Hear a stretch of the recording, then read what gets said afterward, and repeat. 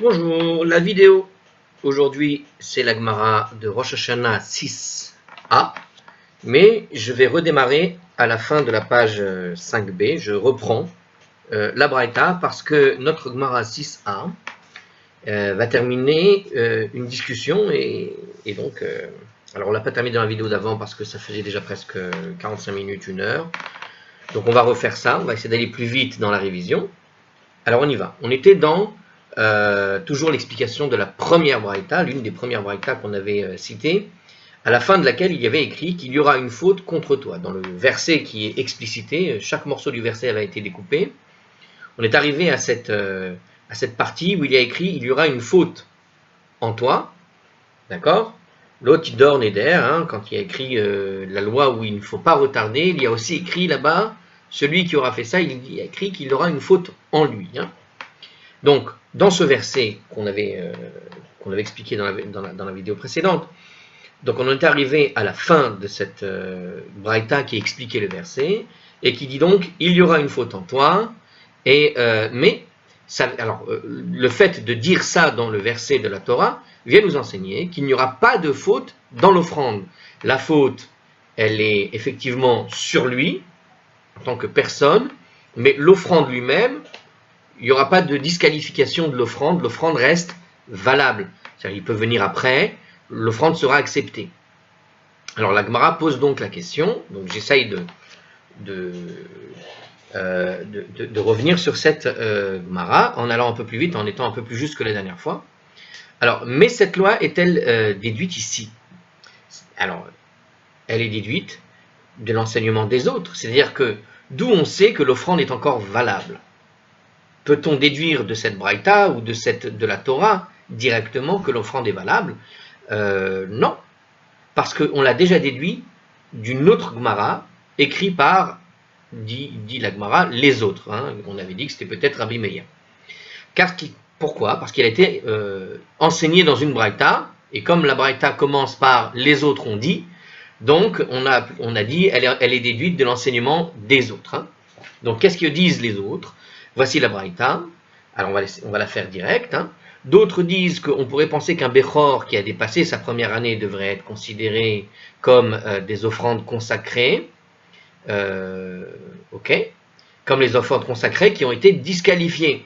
Et donc, il devrait aussi être disqualifié lui aussi.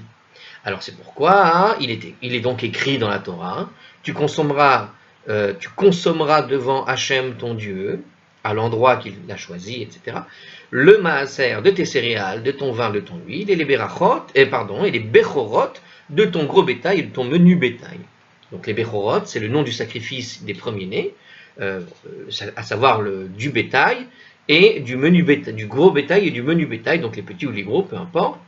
Et donc la braïta poursuit et dit la chose suivante, que la Torah, en fait, dans ce verset que je viens de citer, a comparé le bechor avec le maaser, c'est-à-dire le sacrifice du bechor avec un prélèvement de maaser, qui est celui du maaser chéni, celui qu'on donnait soit aux pauvres, soit aux lévites, etc.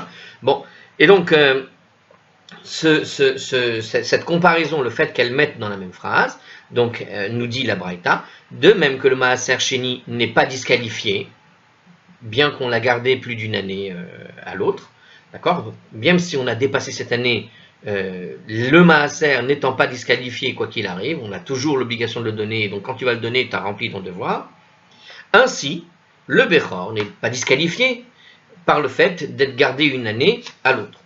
Donc, on voit ici que de ce verset, on peut effectivement déduire de notre premier verset qui a été cité, il y aura une faute en toi, et donc on a enseigné qu'il n'y a pas de faute dans ton offrande, c'est-à-dire que la faute elle reste en toi mais pas dans ton offrande. On voit dans le verset qu'on vient de citer, dans la braïta qu'on vient de citer, que ici le bechor, étant donné qu'il est toujours valable, après 1 an, on voit bien que la faute effectivement reste sur la personne, mais à travers ce verset, on avait déjà appris que un sacrifice qui a été fait, quand il a été fait, comme le bechor par exemple, on voit bien que, ayant dépassé la date, il reste valable ce sacrifice. Donc on ne peut pas affirmer finalement que la loi qui dit que l'offrande reste valable, qu'il n'y a pas de faute dans l'offrande, est une chose qui aurait été déduite de ce verset, puisque voilà qu'on l'a appris d'un autre verset, dans lequel on a comparé le Maaser et le Bechor. Et la Gemara répond à cette objection, donc, qui dit qu'on n'a pas appris de ce verset, mais attends, dans cette braïta qu'on vient de citer, tu aurais pu penser que ceci ne s'applique seulement qu'à un Bechor, au fond. Et cette braïta n'enseigne que pour le Bechor, le sacrifice du Bechor, le sacrifice des animaux premiers-nés qu'on doit choisir, etc. Parce qu'il ne constitue pas un sacrifice d'apaisement. Ça veut dire que tu aurais pu imaginer que de cette braïta, de ce texte de la Torah qui met en comparaison le Maaser et le Bechor, on aurait pu se dire que ça ne s'applique que pour le genre de Bechor, ce genre de sacrifices, qui sont des sacrifices de dons, en quelque sorte, mais des sacrifices d'apaisement, lorsqu'il y a une colère divine parce que tu as fait une faute, par exemple, tu dois offrir un sacrifice pour apaiser la colère divine, ou le sacrifice, par exemple, de Kippour, qui est là aussi pour apaiser la colère divine, eh bien, ce genre de sacrifice-là, a priori, ça ne marchera pas sur cela. Pourquoi? Parce que dans le cas d'un cadeau, que tu retardes ton cadeau, ça marche. Mais quand tu retardes un sacrifice pour apaiser Dieu, non seulement tu ne l'as pas fait à temps, mais en plus tu viens en retard pour me dire maintenant pardon, il y a déjà un truc qui est déjà, l'eau a coulé sous le pont comme on dit, mais quelque part la sanction que Dieu t'a mise sur la tête, t'as attendu trop longtemps, elle est peut-être déjà en cours de progression, quoi. Dieu t'a déjà envoyé des choses sur la tête parce qu'il doit te punir de ce que tu as fait, entre guillemets, c'est pour comprendre l'idée. Donc on aurait pu se dire que la braïta qui a été citée ne s'appliquait qu'au Bechor, mais pour les sacrifices d'apaisement, ça ne marche pas. Et donc on avait bien besoin de notre première braïta, de notre citation, à savoir que la faute elle est en toi, mais pas dans l'offrande. Et ça nous fait comprendre que la faute reste sur toi, mais pas sur l'offrande. L'offrande peut être valable après. Et donc un sacrifice d'apaisement, quand tu l'apporteras même après coup, le sacrifice reste valable, même si tu es en retard. Par contre, effectivement, tu as une faute sur toi à cause du retard. Bien. Donc, ce que nous dit donc la Gemara ici, mais en ce qui concerne les autres offrandes sacrées qui constituent donc des offrandes d'apaisement, je pourrais dire qu'elles ne procurent pas d'apaisement, même quand je viens l'offrir en retard. Alors c'est pour ça que la Braïta nous a donc informé, avec cette petite phrase incisive, que il y aura une faute en toi. Ça vient nous enseigner qu'il n'y a pas de faute dans l'offrande elle-même. La faute, elle vient du retard que tu as pris, du fait que tu n'as pas accompli ton vœu d'offrir cette offrande, que tu devais offrir, d'accord? Mais, en réalité, l'offrande lui-même reste valable, il n'y a aucun problème, il sera accepté, il n'est pas disqualifié. Et la Gemara persiste, donc, on était arrêté là, on était obligé de reprendre, donc on a fait un peu plus rapidement. Mais encore, qu'est-ce que dit Azaï? Alors, Mideven Azaï Nafka, Detania, cela est aussi déduit de l'enseignement de Ben Azaï, en fait. C'est-à-dire qu'on a l'enseignement alors, on va lire et on va comprendre. Donc, cela est déduit de l'enseignement. Alors, qu'est-ce qui est déduit de l'enseignement de Ben Azaï? On va voir tout de suite, car il a été enseigné dans la Braïta. Qu'est-ce que dit Ben Azaï dans une Braïta? Donc, encore une fois, ce sont ces Mishnah qui n'ont pas été compilés. Ben Azaï a dit, pourquoi la Torah mentionne-t-elle le pronom El apostrophe? Alors, c'est un peu compliqué à dire. Voilà ce qu'on va expliquer. Alors, parce qu'il est dit, alors on va voir la phrase en question, Lo te'acher lecha lemo, ok, Shomea ani af me'acher nidro be bal yeratse. Alors, la Torah mentionne le L apostrophe ici, il faut le prendre en fait comme le mot auto. Auto, ils ont traduit par L apostrophe, mais c'est pour dire celui-là en particulier. Voilà. Un L apostrophe, c'est vraiment l'article défini, c'est-à-dire l'article qui permet de définir quelque chose de bien précis. D'accord? C'est cette idée-là. Et à un moment donné, la Torah mentionne la chose suivante. Alors, où est-ce que c'est mentionné? Donc, où se trouve le verset? Lo yiratse amakriv oto, lo yichashev lo. Il ne sera pas donc accepté, il ne sera pas compté pour celui qui l'offre, qui l'offre, c'est là le L apostrophe, qui offre celui-ci. Vous comprenez? Celui qui l'apporte, celui-là. Pour celui qui apporte. Or, il est écrit dans la Torah, pour celui qui apporte, celui-là. Il y a une espèce de redondance qui, a priori, semble étrange. Alors, donc, cette mention, hein, c'est vraiment analyse de texte pur. Alors, il faut aller voir le texte original, hein, toujours pareil. Alors, on va essayer, peut-être... Alors, je reprends le Tanya. Donc, on va le lire tranquillement, puis on va l'expliquer avec les commentaires. On a besoin des commentaires. Ben Azaï dit, pourquoi est-ce que la Torah mentionne-t-elle le pronom auto, qui veut dire L apostrophe, en quelque sorte, dans l'expression celui qui l'offre, quand on dit celui qui l'offre, L apostrophe, c'est auto, bon, voilà. Donc pourquoi est-ce qu'il y a une précision qui offre, entre guillemets, celui-ci, celui-là, quelque chose de bien précis, à propos d'un sacrifice qui est devenu ce qu'on appelle pigoul. Alors, qu'est-ce qu'un sacrifice pigoul? Un sacrifice, c'est celui donc qui est rejeté. Il me semble que c'est ce qu'on a déjà expliqué. Alors, c'est pas sûr, on va voir, parce qu'une petite nuance, désigne en fait la situation suivante. Imaginez qu'un sacrifice va être invalidé. À chaque type d'offrande, on a un temps durant lequel les portions sont permises, peuvent être consommées. C'est-à-dire que quand tu fais un sacrifice, tu as le droit de consommer ce sacrifice, tu as le devoir, voire de consommer ce sacrifice, dans un temps précis. Et les parties sacrificielles doivent être brûlées sur l'autel. Donc on a le droit de consommer une partie. Maintenant, si au cours de la phase du service sacrificiel relatif au sang, par exemple la shrita, la kabbalah, la hachet, etc., le Kohen a une intention de consommer sa chair ou de brûler les parties à offrir, au-delà de la période du temps permise pour ce sacrifice. Alors le sacrifice est donc invalidé et il devient donc pigou. Donc c'est quand on dépasse un certain temps, au moment même du sacrifice par exemple, et qu'à un moment donné on a dépassé le temps qui était imparti pour le sacrifice, ce sacrifice est rejeté à partir d'un certain temps. Dès qu'il y a un dépassement, il est devenu pigoul. On ne peut plus le manger, il est rejeté. En tout cas, il est plus valable dans le temps sacrificiel. Pour la raison pour laquelle on lui avait fait le sacrifice dessus, du coup, il perd sa raison, en quelque sorte. Et donc, il ne sert plus à rien, quoi. Est-ce qu'il peut être encore mangé? Je ne sais pas. A priori, j'ai l'impression qu'il peut être encore mangé, mais il est devenu pigoul. En tout cas, il est invalidé. C'est-à-dire qu'il ne peut plus être, comment dirais-je, il n'a plus le statut sacrificiel. Hein. Prenez par exemple, je ne sais pas si c'est valable pour mais prenons un exemple comme ça, imaginaire, hein, entre guillemets, un sacrifice qui viendrait par exemple faire pour pardonner quelque chose, et voilà qu'on a dépassé le temps du temps du sacrifice, le sacrifice a été fait, mais à un moment donné on a dépassé le temps. Il y a sur le sacrifice aussi une obligation de consommer une partie quelque chose. Bon, imaginons on a dépassé le temps, donc on a fait le sacrifice, mais on a dépassé le temps où on aurait dû le manger, eh bien le sacrifice est invalidé, c'est comme si on ne l'avait pas fait. En tout cas, la partie pardonnable, elle est terminée. La partie viande, elle est très bonne. Elle est bien dans le chair. Il se régalera, celui qui le mangera, mais ça ne sera plus le sacrifice. C'est-à-dire qu'il mangera de la viande, c'est tout. À propos d'un tel sacrifice, la Torah déclare Lo yeratse hamakrivoto, lo yechashevlo, donc ce que je disais tout à l'heure, il ne sera pas accepté, il ne sera pas compté pour celui qui l'offre. Ça veut dire que celui qui l'a offert, il a apporté ce sacrifice, il n'est plus compté pour lui. D'accord?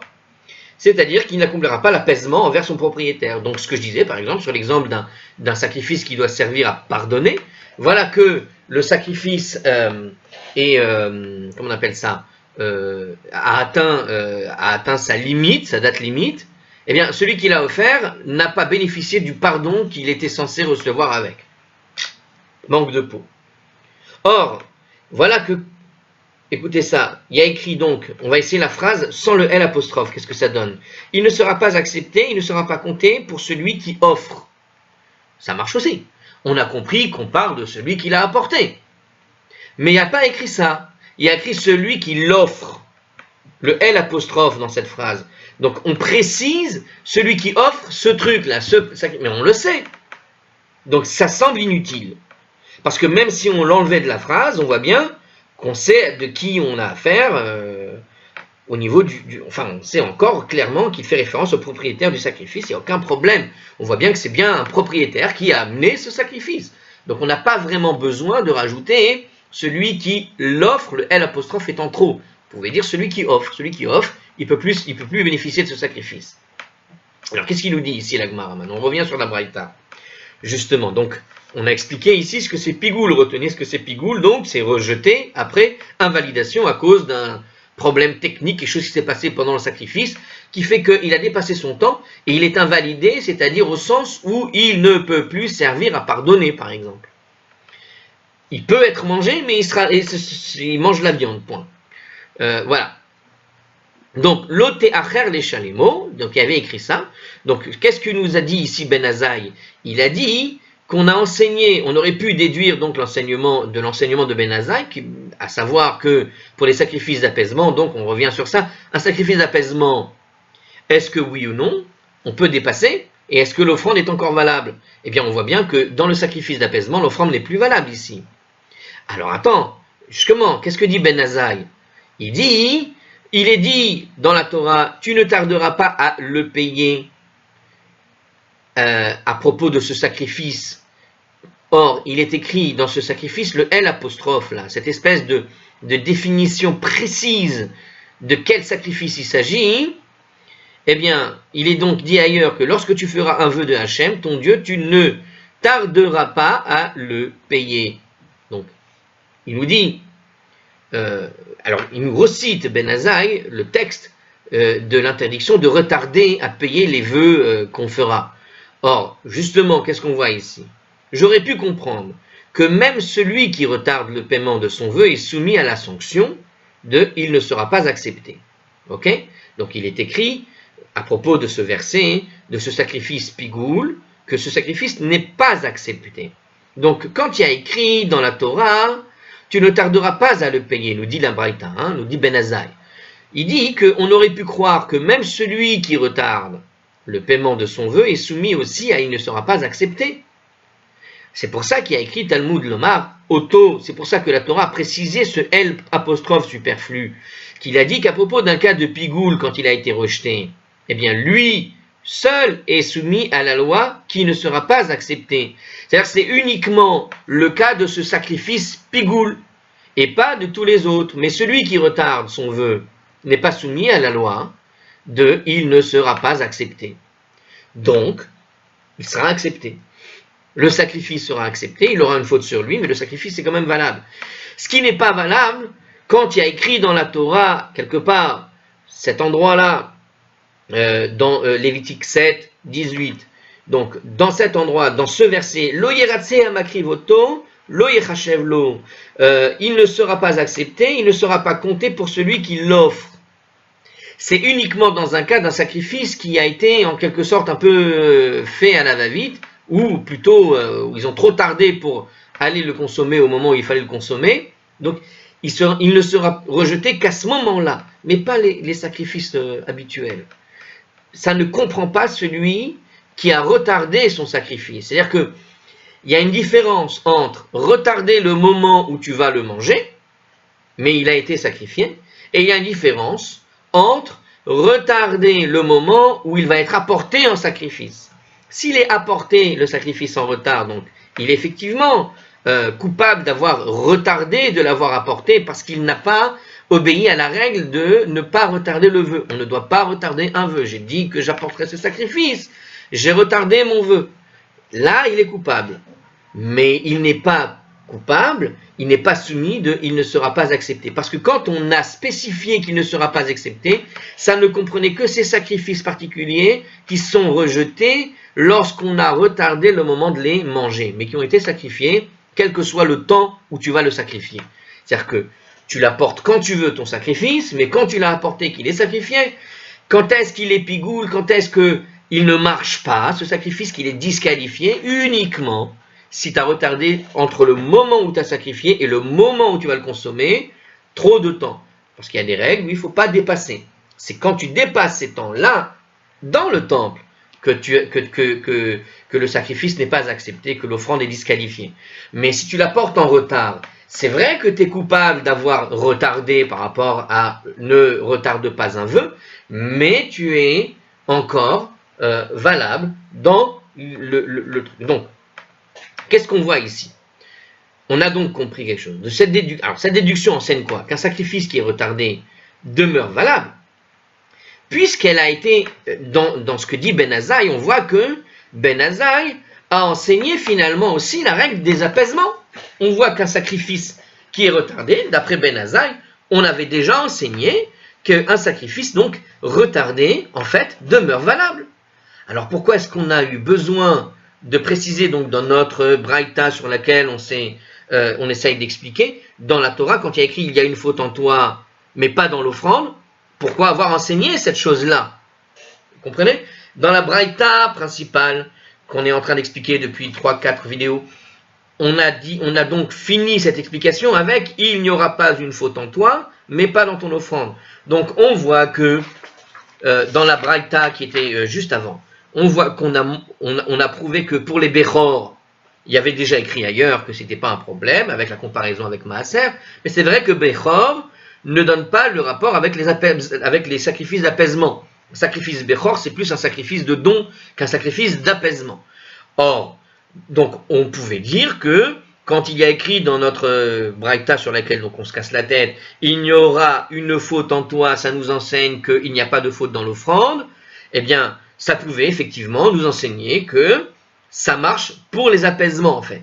Or voilà que Ben Azaï vient nous enseigner dans une braïta que le passage de la Torah qui dit, que le passage de la Torah qui dit tu ne dois pas, que le passage de la Torah qui dit que quand un sacrifice devient pigoul, d'accord, donc lo yeratseama kivoto le yerachevlo, lorsqu'il ne sera pas accepté, ne sera pas compté comme celui qui l'offre. Donc dans ce deuxième passage là qu'on vient de voir, dans cette deuxième braïta, donc dans la première braïta qu'on a apporté comme preuve que c'était superflu, on a vu que c'était valable pour les Bechor. Dans la deuxième braïta, on a vu que ça marche aussi pour les sacrifices d'apaisement, parce que au fond, Ben Azaï nous raconte que quel que soit le sacrifice, quand il est retardé, c'est décrit textuellement, quel que soit le sacrifice, il reste valable.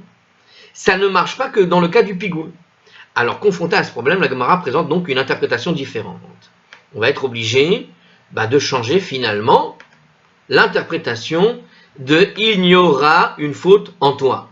Parce qu'au fond, la preuve est valable. On vient de prouver à la Gemara que quand la Braïta dit « il y aura une faute en toi » et qu'il y a écrit à côté derrière que ça nous enseigne que le sacrifice est encore valable, ça nous enseigne que le sacrifice est valable, cette interprétation de dire que ça ne concerne que les offrandes, ça veut dire, on a montré, on a donc prouvé, ça veut dire que ce n'est pas une preuve. Je me suis perdu, ça arrive souvent, je crois, surtout en live direct, quand on n'écrit pas le texte avant. Bon, alors je répète, parce que sinon ça ne marche pas, je m'excuse encore. Oups, alors, donc on a, pour résumer, on a donc la première braïta, retenez, il y a une faute en toi, et avec une offrande, qui nous enseigne que l'offrande est valable. Donc la Gemara conteste que ça peut nous enseigner cela, parce qu'on l'a déjà enseigné avec une braïta, la première braïta qu'on a apportée comme preuve, qui fait le rapport entre Maaser et Bechor. Bechor étant un sacrifice exclusivement de don, donc ça peut nous apprendre pour tout ce qui est sacrifice de don, mais pas pour ce qui est sacrifice d'apaisement. Oui, mais Ben Azaï vient de nous enseigner dans une deuxième braïta une preuve, comme quoi même pour les sacrifices d'apaisement, on pouvait retarder. On n'a pas le droit de retarder, on sera coupable d'avoir retardé, mais dans cette explication de Ben Azaï, on vient de voir que même pour un sacrifice d'apaisement, l'offrande reste valable. Donc notre première discussion, il y aura une faute en toi, ne peut pas venir nous enseigner que l'offrande reste valable, ou alors en tout cas c'est superflu, pourquoi elle vient nous enseigner ça? Et c'est à ça qu'on va essayer de répondre. Et donc maintenant, on va essayer de traduire d'une autre façon finalement ce que veut nous enseigner cette braïta quand il y a écrit dans la Torah il y a une faute en toi, qu'est-ce que ça veut nous enseigner? Voilà, ça c'est un bon petit résumé. Alors la suite est la bechachet, plutôt une faute en toi, c'est pourquoi? C'est pour avoir retardé le paiement d'un vœu. Et non pas le sacrifice, pas l'offrande, mais le paiement d'un vœu. Mais il n'y aura pas de faute. Alors qu'est-ce qu'il y a écrit? Velo beishtecha chet, mais il n'y aura pas de faute en ton épouse. Oh, j'ai pas compris d'où ça sort. Je regarde. Donc, mais il n'y a pas de faute en ton épouse. Pourquoi il dit ça?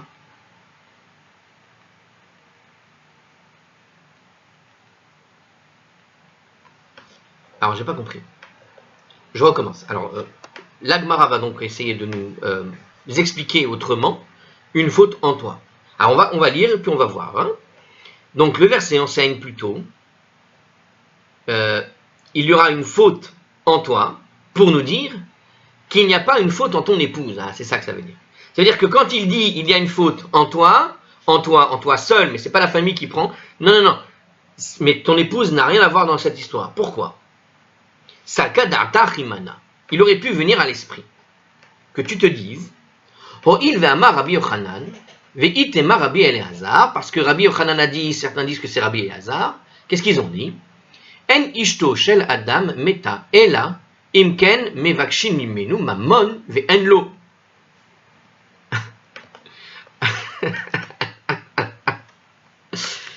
Alors je vais vous traduire ça. Alors écoutez ça, c'est assez intéressant et c'est peut-être une bonne leçon pour plus tard. L'épouse d'un homme ne meurt prématurément que lorsqu'on lui réclame de l'argent volé à autrui et qu'il n'a pas de quoi rembourser. L'épouse d'un homme ne meurt prématurément que lorsqu'on lui réclame de l'argent et qu'il n'a pas de quoi rembourser. Alors, c'est une expression apparemment. D'où ça vient?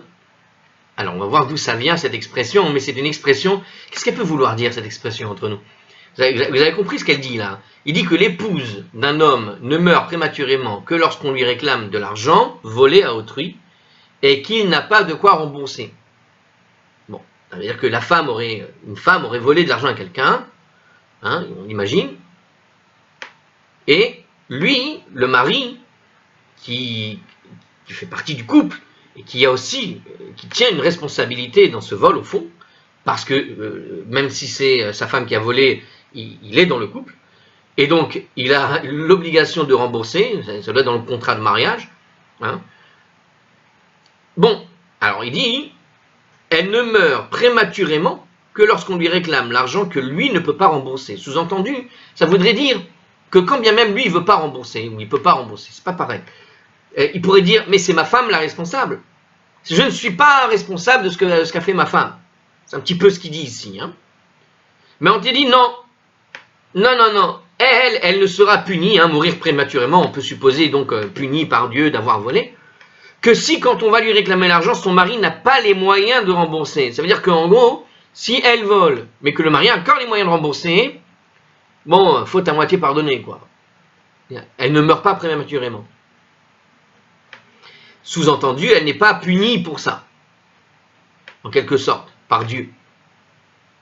Donc, s'il n'a pas de quoi rembourser, alors là, elle est vraiment coupable d'avoir fait quelque chose de beaucoup plus grave que ce qu'elle imaginait. C'est-à-dire qu'elle aurait volé quelque chose. Mais elle a les moyens de rembourser. Bon, si elle a les moyens de rembourser, de toute façon, elle devra rembourser, comme tout le monde. Hein. Dans la Torah, tu voles, tu rembourses, évidemment. Mais imaginons, elle vole.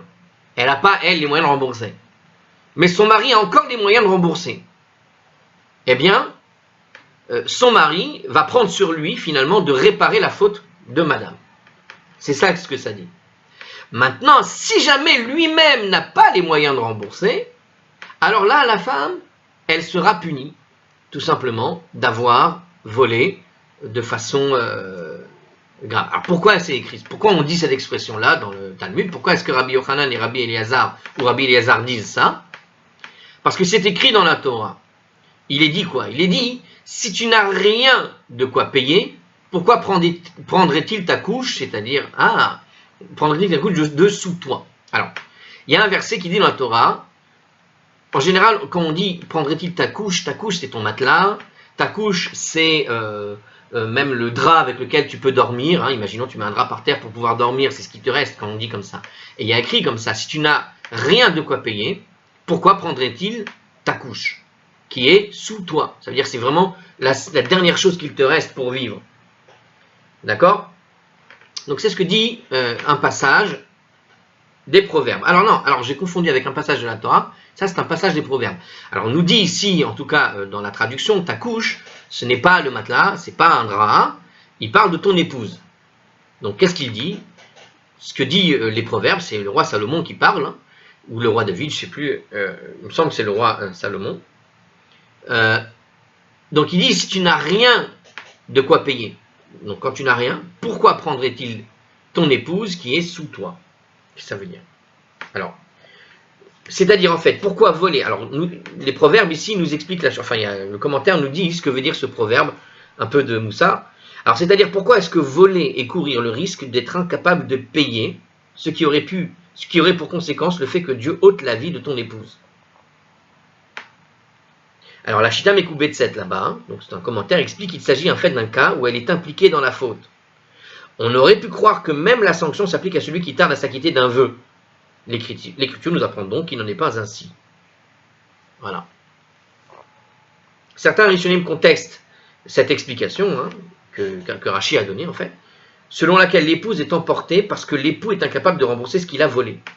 Alors, on voit en fait que Rashi dit que lorsqu'un mari vole, d'accord, donc il y a un verset de la Torah qui dit si tu n'as rien de quoi payer, pourquoi prendre le risque de perdre ta couche en quelque sorte? Ce qui veut dire pourquoi tu prends le risque de perdre ton épouse quand tu n'as plus de quoi payer. Pourquoi tu prends le risque de perdre ton épouse? Sous-entendu ici que quand le mari a volé, c'est Rashi qui dit, si le mari vole, Dieu va lui priver d'une femme en quelque sorte. Donc c'est un petit peu, c'est la conséquence. C'est-à-dire que pour punir le mari, c'est madame qui meurt.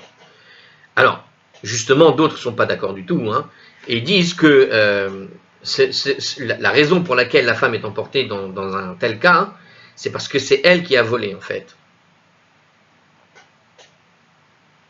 En fait, c'est la faute de ne pas avoir accompli un vœu. Alors, par contre, non, que madame paye pour le mari, ça, ils sont d'accord. Ils disent que ça n'a rien à voir avec le vol, ni de l'un ni de l'autre, mais c'est en fait parce qu'il y a eu un problème de vœu qui a été fait. Et dans le Gemara, dans le traité Shabbat, on cite un verset des Proverbes pour prouver le fait que de revenir sur un vœu provoque la mort de l'épouse. C'est-à-dire qu'il y a véritablement une conséquence de cause à effet du point de vue de la Torah et des Rabbanim qui disent que souvent il y a un risque. Un homme qui est marié et qui vole, donc ça peut provoquer la mort de l'épouse, ou bien, autre cas, sur ce cas-là ils ne sont pas tout à fait d'accord. Là où ils sont d'accord, c'est dans le cas du vœu en fait. Quelqu'un qui fait un vœu qui revient sur sa parole. Quand on revient sur sa parole, quand on revient sur un vœu qu'on a fait, qu'on a provoqué, tu fais un risque de perdre ta femme. Alors ici, perdre ta femme, pourquoi ce serait systématiquement la mort? En tout cas, ici, ils disent que ça provoque la mort de l'épouse. Bon, on peut espérer que c'est le cas où on aime sa femme. Parce que j'imagine très bien des cas un peu idiots où un homme qui n'en peut plus, il irait voler exprès, mais parce qu'on m'a dit que ça fait mourir la femme. C'est horrible comme histoire. Donc ouais, c'est assez spécial. Bon, je pense que Dieu a tellement de moyens de punir une personne qu'on part d'un cas où un homme il est éperdument fou amoureux de sa femme, c'est sa pièce maîtresse dans son couple, dans son foyer. D'accord? il y a des blagues comme ça. Peut-être que je raconte une blague. Je ne sais pas si ça se fait de la raconter. Bon, on va la raconter, mais on peut l'adapter à n'importe quelle sauce. Souvent, elle est adaptée à celle des Marocains, mais elle est adaptée à n'importe quelle sauce. Ça me rappelle cette histoire, mais à l'envers, hein, où on dit que il y a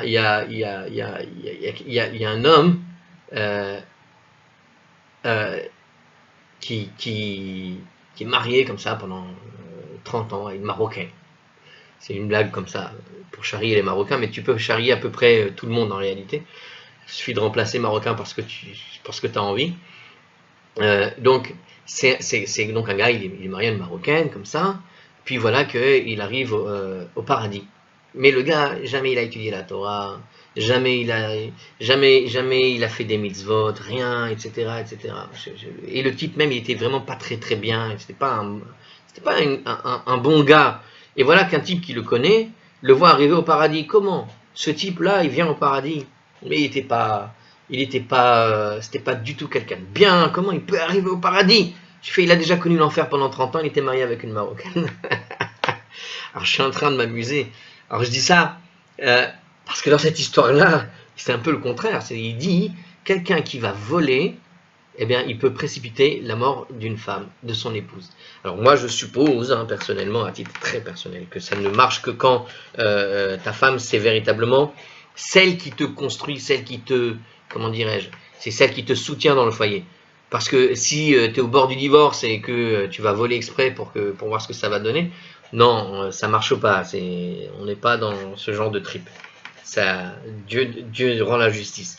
Donc, en tout cas, dans le livre des Proverbes, il prévient qu'il existe une justice divine terrible, à savoir que peut-être que la perte de l'épouse, vous savez, perdre une épouse, ça peut aussi, alors ici il dit la mort de l'épouse, mais ça peut aussi vouloir dire tous les problèmes qui vont avec le divorce. Et c'est vrai que quand tu comprends le problème du divorce, tu imagines très bien qu'effectivement, quand tu n'as pas de quoi payer, c'est-à-dire que quand tu vas voler et que tu n'as pas de quoi rembourser si tu as volé, tu imagines bien que ça peut entraîner des conséquences désastreuses dans le couple, et de ces conséquences désastreuses, ça peut arriver au divorce, etc. Tu vois ce que je veux dire? C'est-à-dire que quand tu n'as pas de quoi payer, ouais, d'une certaine manière, ta femme, elle peut te quitter parce que non seulement tu n'as pas les moyens de subvenir à ses besoins, même si elle est indépendante, non seulement tu n'as pas les moyens de subvenir à ses besoins, mais en plus, tu t'apportes une espèce de honte sur le toit de la maison qui fait que ça peut entraîner effectivement une séparation définitive. On peut prendre ce proverbe aussi dans ce sens-là. Mais ici, ils disent que c'est pas ça véritablement. Il y a des raisons, c'est-à-dire qu'il peut arriver que quand tu ne fais pas, quand tu fais un vœu, que tu n'arrives pas au bout du vœu, il y a des punitions de ce genre en tout cas. On pourrait imaginer que le rapport avec le vœu vient du fait que quand tu te maries au fond, c'est aussi une forme de vœu. C'est-à-dire que se marier, d'ailleurs les gens disent souvent comme ça, il y a un passage obligatoire au niveau du mariage où les gens font leurs vœux. Alors ça, c'est pas tout à fait juif de faire ça. La vérité, il y a plutôt un contrat dans le judaïsme, mais on va dire que c'est vrai que traditionnellement, il y a un lien qui existe un petit peu dans toutes les cultures où le mari, la femme font des vœux l'un vers l'autre, tu vois.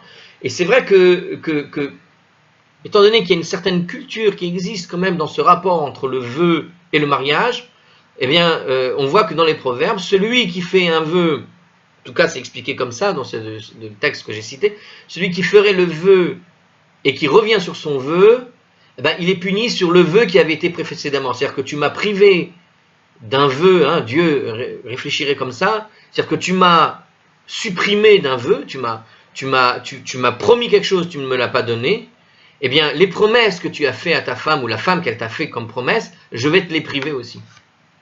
De façon très, très autoritaire, comme ça peut arriver avec Dieu.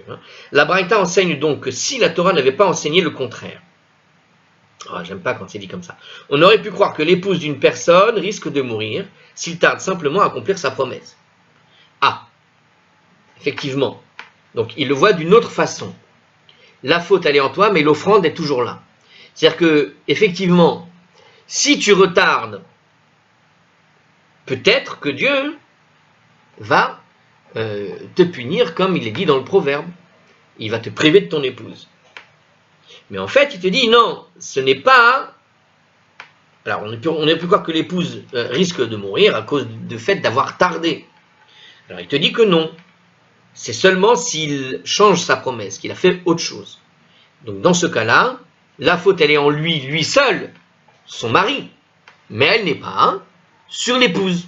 C'est-à-dire que celui qui tarde, il n'a pas annulé son vœu. On a vu ailleurs que quand on a... Donc, c'est ce que nous dit ici le passage de la Gemara selon Rabbi Yochanan et Rabbi Eliezer, c'est que quand tu as retardé ton vœu, d'accord, on aurait pu croire que comme il y a écrit dans les proverbes, quand une personne, elle annule son vœu, elle fait comme si, enfin, elle oublie de faire son vœu, elle n'accomplit pas son vœu, eh bien, elle risque la mort. Mais en fait, ce qui est écrit ici, non. Quand il y a écrit la faute, elle est en toi, pour dire, mais elle n'est pas dans ton épouse. Comme c'est le cas dans d'autres cas. Elle n'est pas dans ton épouse, parce qu'il y a une différence entre retarder son vœu et carrément ne plus faire ce qui avait été prévu dans le vœu. Refuser d'accomplir son vœu. Et en cela, l'offrande est valable. Ou sous-entendu pour dire que la faute ne reste que chez l'homme, et c'est lui qui prendra ce qu'il a à prendre pour avoir retardé, mais la femme n'a aucun risque à propos de ce retard qui a été fait par son mari. C'est pas comme dans le cas où elle risque quelque chose lorsque c'est l'homme qui décide de ne pas accomplir son vœu. Ce qui explique peut-être pourquoi ici la femme elle a quand même un rôle de forcer son mari à accomplir les choses qu'il a prévues pour éviter des situations de ce genre-là. Hein. Donc je reprends la Gemara, dit comme ça je pense que c'est beaucoup plus clair du coup. Donc le verset enseigne plutôt qu'une faute elle est en toi pour ne pas donner la faute sur l'épouse. Ici la faute, c'est-à-dire qu'il n'y a pas de conséquences pour l'épouse, c'est comme ça qu'il faut le comprendre. Car il aurait pu te venir à l'esprit de dire que puisque Rabbi Yochanan et Rabbi Elazar ont dit que quand l'épouse y meurt, lorsque l'épouse d'un homme meurt prématurément, lorsqu'on va venir lui réclamer l'argent qu'il n'a pas remboursé, donc par exemple dans le cas d'un vœu où il aurait dû donner l'argent mais il n'a pas donné, comme il est dit, si tu n'as rien de quoi payer, pourquoi tu vas prendre ta femme sous ta responsabilité?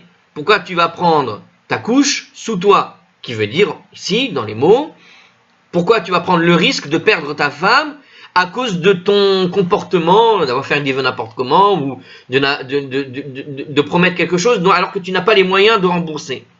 Donc tu prends un risque. Donc j'aurais pu dire que pour cette faute-là, où la femme risque de mourir, quand tu n'accomplis pas le vœu, quand tu ne payes pas à temps quelque chose que tu as promis de payer, puisqu'il y a écrit dans le proverbe que celui qui n'a pas de quoi payer, il prend le risque de perdre sa femme du point de vue du ciel, parce qu'il n'accomplit pas le vœu de payer qu'il avait prévu. Alors ça veut dire déjà ne fais pas de vœu à l'emporte-pièce, c'est très grave de faire très attention. Donc, il nous dit donc, j'aurais pu dire qu'à cause de cette faute-là, qui constitue donc une transgression du commandement de ne pas retarder, eh bien, l'épouse peut aussi prendre, malheureusement, le risque de mourir pour me punir. C'est Dieu qui va viser l'épouse, en quelque sorte. Alors, c'est pourquoi la Torah nous informe, non, la faute, elle n'est que en toi, mais rien à voir avec ton épouse, tu la laisses tranquille, et tu ne vas pas lui chercher des noises. La Gemara explique comment Ben Azaï, qui déduit d'une autre source. Alors, je vois ici, juste de ce qu'on vient de finir, je lis le commentaire. Alors, la Gemara explique comment Ben Azaï, donc celui dont on avait cité précédemment, déduit d'une autre source qu'un sacrifice en retard reste valable. Interprète le verset utilisé pour cela, par la Braïta, Ve'aya bechachet. La Gemara ne traite pas de question inverse. Comment le Tana de la Braïta interprète-t-il la source apportée par Ben Azaï, à Makrev Oto? Parce que le Tana de la Braïta il peut être d'accord avec l'interprétation que donne ce verset. Alors, le Tana s'oppose à Ben Azaï. Alors, je pense que c'est une... bon. Alors, une autre explication, parce que là, on va rester plus dans le sujet. La Gemara présente une nouvelle explication de la Braïta. Lorsque la Braïta déclare qu'il n'y aura pas de faute dans le sacrifice, ça signifie que non seulement les sacrifices restent valables lorsqu'il est offert, mais aussi que son propriétaire s'acquitte totalement de son vœu. De ce fait, aucun mal n'est effectué à son épouse. Ah, c'est pas mal comme approche.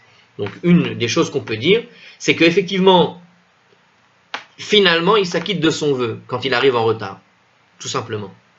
Et puisqu'il s'acquitte de son vœu, la faute n'est qu'en lui, mais pas en sa femme. Parce que s'il avait été en sa femme, ça voudrait dire que son vœu n'a pas été rendu valable. Donc quand tu es en retard, tu peux comprendre de là que même si tu es en retard, ta femme, comme elle reste tranquille de ce qu'on vient de lire ici, comme il n'y a pas de problème sur elle, Dieu ne va pas la punir pour te punir, en quelque sorte, eh bien d'une certaine façon, ça veut dire que ton vœu finalement a été accompli.